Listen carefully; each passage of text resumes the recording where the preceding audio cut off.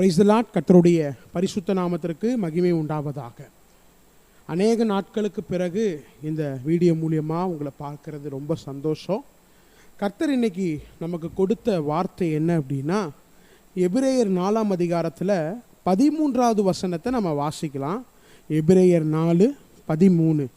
அவருடைய பார்வைக்கு மறைவான சிருஷ்டி ஒன்றுமில்லை, சகலமும் அவருடைய கண்களுக்கு முன்பாக நிர்வாணமாயும் வெளியரங்கமாயும் இருக்கிறது, அவருக்கே நாம் கணக்கு ஒப்புவிக்க வேண்டும்.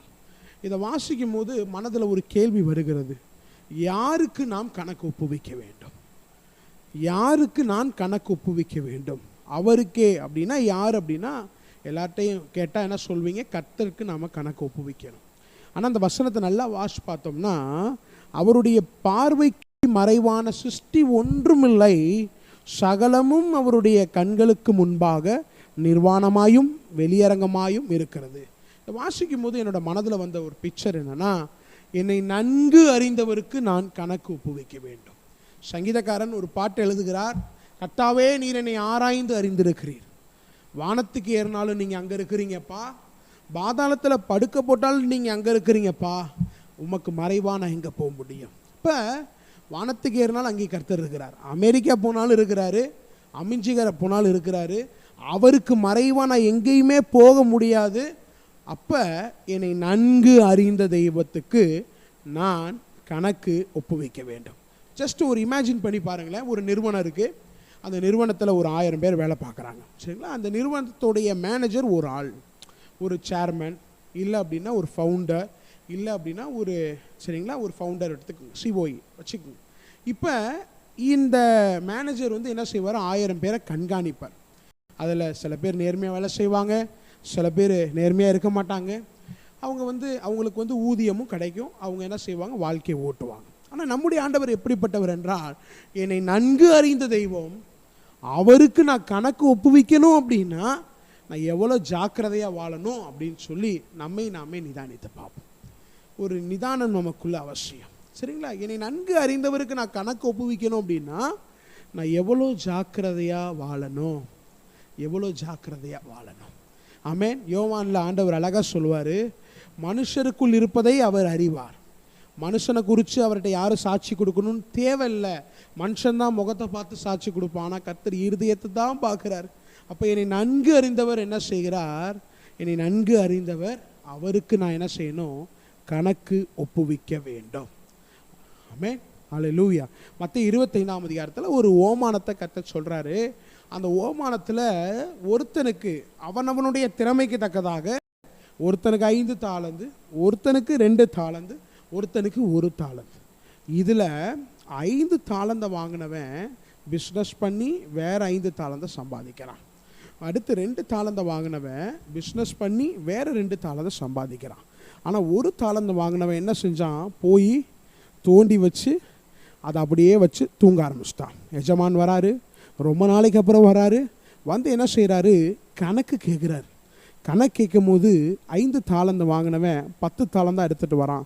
எஜமான் அவனை பார்த்து சொல்கிறாரு, உண்மை உள்ள ஊழியக்காரனே, கொஞ்சத்தில் உண்மையாக இருந்தால் அநேகத்தில் உன்னை அதிகாரியாக வைப்பேன்னு சொல்லி உன் எஜமானுடைய சந்தோஷத்திற்குள் பிரவேசி அப்படின்னு சொல்கிறான். எஜமான் வந்து கணக்கு கேட்கும் போது எஜமானை சந்தோஷப்படுத்தின ஒரு ஊழியக்காரன், எஜமானுடைய சந்தோஷத்திற்குள் பிரவேசித்த ஒரு ஊழியக்காரன், உண்மை உள்ள ஒரு ஊழியக்காரன். இன்றைக்கி இதை வாசிக்கும் போது என்னோடய மனதில் ஒரு கேள்வி, நான் உண்மை உள்ள ஒரு ஊழியக்காரனாக இருப்பேனா? எஜமானை சந்தோஷப்படுத்துகிற ஒரு ஊழியக்காரனாக இருப்பேனா? இல்லை எஜமானுடைய சந்தோஷத்திற்குள் பிரவேசிக்கிற ஒரு ஊழியக்காரனாக இருப்பானா? 2வது தாளந்த வாங்கினவனு அப்படி தான், 2 தாளந்த வாங்கினவனு அப்படி தான். அவனும் என்ன செய்கிறான்? எஜமானை சந்தோஷப்படுத்துகிறான், எஜமானுடைய சந்தோஷத்திற்குள்ளே பிரவேசிக்கிறான், உண்மை உள்ள ஒரு ஊழியக்காரனாக இருக்கிறான். ஆனால் 1 தாளந்த வாங்கினவன் எஜமான் முன்னாடி வந்து நிற்கிறான். எஜமான் முன்னாடி வந்து நின்று இந்த 1 தாளந்தை எடுத்து கொடுக்குறான். கொடுத்துட்டு, ஆண்டவனே, நீர் விதைக்காத இடத்துல விதைக்கிறவர், தெளிக்காத இடத்துல சேர்க்கிறவர், கடினமுள்ள மனுஷர் என்று அறிவேன் என்று சொல்லி சொல்கிறான். அப்படின்னு சொல்லி நம்பர் மாறாமல் அந்த காசை கொண்டு வரான். கொஞ்சம் சிந்திச்சு பாருங்களேன். எஜமானை நன்கு அறிந்த அந்த வேலைக்காரன் என்ன செஞ்சுருக்கணும்? போய் அந்த என்ன செஞ்சுருக்கணும்? 2 காசாக எடுத்துகிட்டு வந்திருக்கணும். போய் என்ன செஞ்சுருக்கணும்? அந்த பயன்படுத்தி இருக்கணும். ஆனால் அந்த வேலைக்காரன் என்ன திரும்ப பண்ணான்? பிரயோஜனமற்றவனா, சோம்பல் உள்ளவனா, எஜமான் முன்னாடி வந்து நிற்கிறான். ஆண்டவர் சொல்கிறாரு, பொல்லாத ஊழியக்காரனே, பொல்லாத ஊழியக்காரன், எஜமானை துக்கப்படுத்தின ஒரு ஊழியக்காரன், உண்மையில்லாத ஒரு ஊழியக்காரன், எஜமானுடைய சந்தோஷத்திற்குள் பிரவேசிக்காத ஒரு ஊழியக்காரன். ஆண்டவர் சொன்னார், இவன்கிட்ட உள்ளதை அவன்கிட்ட எடுத்து கொடுத்துட்டு இவனை தூக்கி என்ன செஞ்சேன்னு எரிகிற அக்கினியில் போட்டுன்னு சொல்கிறார். கொஞ்சம் செஞ்சு பாருங்க, நான் உண்மையுள்ள ஒரு ஊழியக்காரனாக இருப்பேனா? கர்த்தர் கணக்கு கேட்கும் போது என்னை குறித்து ரொம்ப சந்தோஷப்படுவாரா? என்னை நன்கு அறிந்தவர் கணக்கு கேட்பாருன்னா நான் எவ்வளோ ஜாக்கிரதையாக வாழணும். ஆமென். அவரை குறித்து நான் சந்தோஷப்படுத்துவேனா? அவருடைய சந்தோஷத்தில் பிரவேசிப்பேனா? கொஞ்சம் நம்மை நாமே நிதானித்து பார்ப்போம். இந்த அறிவு எனக்கு இருக்கும்னா நான் பாவம் செய்ய மாட்டேங்க. என்னை கர்த்தர் பார்த்துக்கிட்டே இருக்கிறார். அவருக்கு மறைவா நான் எங்கேயும் போய் ஓடி ஒளிஞ்சிக்க முடியாது. என்னை கர்த்தர் பார்க்குறார். இந்த அறிவு இருந்துச்சுன்னா நான் பாவம் செய்ய மாட்டேன். இந்த அறிவு யாருக்கு இருந்துச்சுன்னா யோசேப்புக்கு இருந்துச்சு. தேவனுக்கு விரோதமாய் பாவம் செய்வது எப்படின்னு கேள்வி கேட்குறாரு பாருங்களேன். எப்படி கேள்வி கேட்குறாரு பாருங்க. இந்த அறிவு நமக்கு அவசியம். ஆமென். இந்த வசனத்தை வாசித்து நாம் ஜெபித்து நிறைவு செய்வோம். அவருடைய பார்வைக்கு மறைவான சிருஷ்டி ஒன்றுமில்லையே, சகலமும் அவருடைய கண்களுக்கு முன்பாக நிர்வாணமும் வெளியரங்கமாய் இருக்கிறது. அவருக்கே நாம் கணக்கு ஒப்புவிக்க வேண்டும். நானும் கணக்கு ஒப்புவிக்கணும். இந்த வீடியோ பார்த்துட்டு இருக்கிற நீங்களும் கணக்கு ஒப்புவிக்கணும்.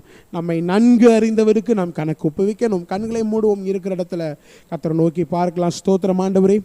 ஆண்டவரே, தகப்பனே, ஆண்டவரே, எங்களை நன்கு அறிந்திருக்கிறவர், உமக்கு நாங்கள் கணக்கு ஒப்புவிக்க வேண்டும். ஆண்டவரே, ஜாக்கிரதை உள்ள ஒரு வாழ்க்கை வாழ, ஆண்டவர் உமக்கு பிரயோஜனமான ஒரு வாழ்க்கை வாழ, ஆண்டவர் உண்மை சந்தோஷப்படுத்துகிற ஒரு வாழ்க்கை வாழ, உண்மை ஊழியக்காரனாய் நாங்கள் வாழ தெய்வம் கிருபை செய்வீராக. ஆண்டவரே, இந்த வீடியோ பார்த்துட்டு இருக்கிற ஒவ்வொரு பிள்ளைகளும் கர்த்தரை ஆசீர்வதிங்க, குடும்பத்தை ஆசீர்வதிங்க. இயேசுவின் மூலம் துதிக்கிறோம் நல்ல தகப்பனே. ஆமென், ஆமென், ஆமென். God bless you. Thank you.